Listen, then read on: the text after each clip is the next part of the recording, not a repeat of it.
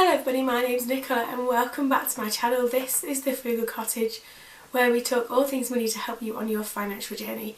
Today's video is all about preparing your finances for 2023, so don't forget to like and subscribe and let's get started. And I apologise for how I sound.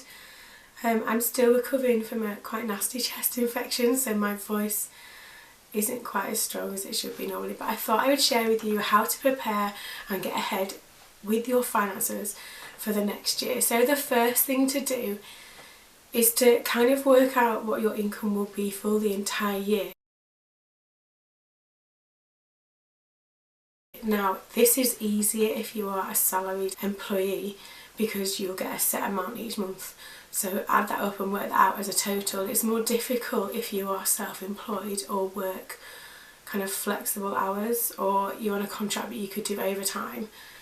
Try and work out, even if it's a base level, what your overall annual income will be, and remember to count other sources as well. So if you get any kind of benefits, if you've got any other kind of income, if you've got any dividend income, anything that counts as income that comes into your bank account, try and work out an overall figure for how much you will earn in 2023, and that is your base for everything else to do with the year. So the first thing to do to prepare for 2023 is to look projection wise at how much you are going to earn during that year. The second thing to do, once you've figured out how much you think you're going to earn, then you need to sit and do a budget. Now I am a massive fan of budgets. If you've watched my channel before, you'll know that. I have two actually, so I've got my budget planner that I use every single day, but I also have a spreadsheet that kind of links everything overall. So once I've done my planner for the month, I then enter the final figures into a spreadsheet, so I've got that on there as well. You need to figure out your budget, and that links directly to what you think you're going to earn as well. So work out your fixed expenses, work out your variable expenses, work out everything else. I'll leave a link below to a video and a blog post about the zero-based budget, which is what I use, and also a blog post based on the 50-30-20 budget method. If you're not used to budgeting, have a look at those two, see if one of those might fit. I use the zero-based budget method, which means that you account for every penny, but I use it as a baseline. But the next thing to do in terms of preparing for 2023 is definitely having a budget set in place. I know that when people mention budgets, lots of people don't like them, they find them too restrictive, they just think it's just not a very fun thing to do. However, your budget has to work for your family or yourself, your finances for you. So just what I do, my budget will not work for someone else because it's based on my life and not theirs. If you're finding your budget too restrictive, change it. It's yours to kind of tweak and change and adapt to your own situation. Once you find something that works for you, whether it's pen and paper like I use, a spreadsheet, an app, whatever, budgeting shouldn't take too long. I'll leave a link below to a blog post where I talk about my own budget routine and how it only takes 10 minutes. But budgeting is really important if you want to stay on track with your finances. The third thing to do once you've done your income and your budget is to look at sinking funds. Now sinking funds are savings that are for the short term, so 12 to 18 months time, and look at, again, prioritise I guess certain things.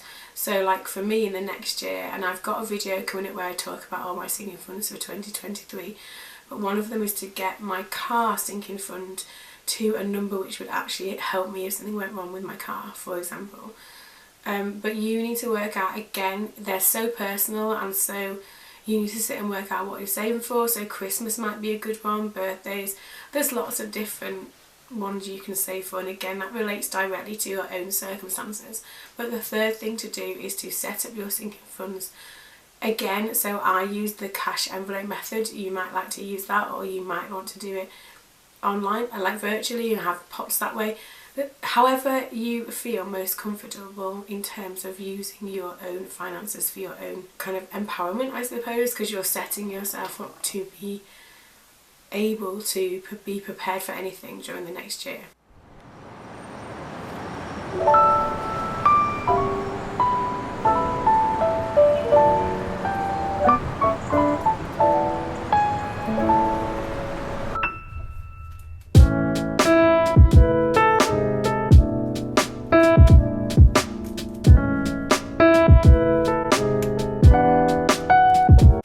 the next thing to look at then is, so you've done your income, you've done your budget, you've sorted out sinking funds, is then to look at other savings challenges.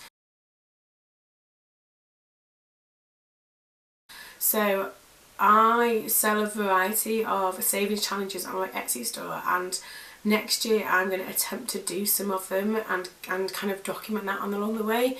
And if you're new here, my circumstances have changed recently, but I want to get back into kind of everything that I've been doing beforehand and I've kind of lost during this year. And on the 1st of January I've got a video coming up about what my aim is for the year of 2023, so make sure you come back and watch that. But the next thing for you to do in terms of being prepared is, if you've got any other savings aims or savings challenges, again, a visual representation of that might be better, it might be more motivating for you. But think about, and these can be longer term things, they don't have to necessarily be in the next 12 months, but it's something to think about, something to start at in terms of preparing yourself and being organised, I suppose. And with the cost of living and everything else, it's just being more mindful of where is your money going. Lots of people are going to find next year tough, and I include myself in that thing. So the cost of living is tricky, and the more prepared you can be, the more in the know you are about your own finances.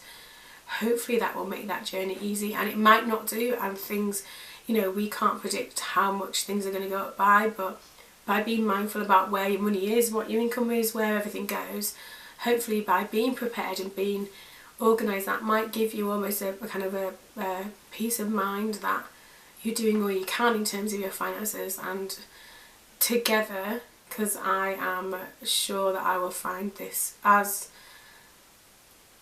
difficult maybe as other people, we're all in this together, and if we stick together and help each other and support each other, then we'll get through the next 12 months being prepared, being organised, and just making sure that our finances are set up so that it's as easy as possible. So all of this is to make it easy as well. So they are my tips for how to prepare your finances for 2023. Do you have any other things to suggest? If you want to suggest anything else that might help people, leave them in the comments below. I love reading comments and replying to people, and I also like it when people reply to other people and start having little conversations within the comments on the videos. I like that because then other people are helping other people, and at the end of the day that's such a wonderful thing to witness. So thank you for everybody who watches my videos, leaves the ads running, leaves a comment, likes them. It all really helps at the moment, so thank you so much. Don't forget to like and subscribe, and I will see you again very soon.